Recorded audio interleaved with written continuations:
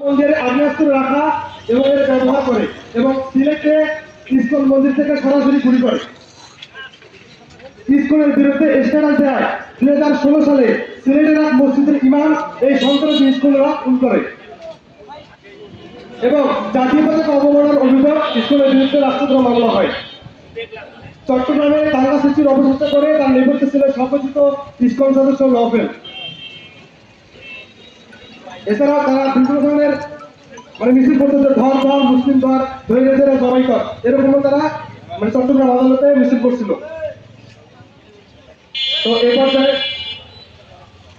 বিসমিল্লাহির রহমানির রহিম يا أيها الذين آمنوا لا تتخذوا بطانة من دونكم لا يألونكم خبالا ودوا ما عنتم قد بدت البغضاء من أفواههم وما تخفي صدورهم أكبر قد بينا لكم الآيات إن كنتم تعقلون صدق الله العظيم। উপস্থিত সম্মানিত মুসলিম জনতাবৃন্দ, আল্লাহ রাব্বুল আলামিন আমাদেরকে আজকে জুমার নামাজের পরে একটি প্রতিবাদ মিছিল বের করার মতো সুযোগ করে দিয়েছেন। এর জন্য সকলে বলছি আলহামদুলিল্লাহ।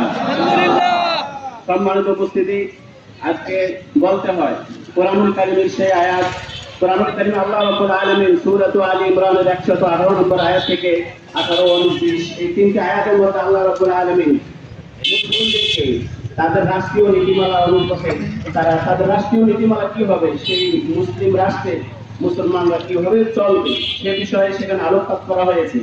সেখানে বলা হয়েছে যে আল্লাহ রাব্বুল আলামিন বলেছেন মুমিনদেরকে, হে মুমিনগণ, তোমরা তোমাদের অন্য অন্য ধর্ম অবলম্বীদেরকে অন্তরঙ্গ বন্ধু রূপে স্থাপন করে তাদেরকে স্থান দিও না, তাদেরকে অন্তরঙ্গ বন্ধু বানিও না। আসলে অন্য অমুসলিমদেরকে অন্তরঙ্গ বন্ধু না বানানোর ব্যাপারে যে আল্লাহ রাব্বুল আলামিন বলেছেন তার পিছনে আজকের এই ইতিহাস।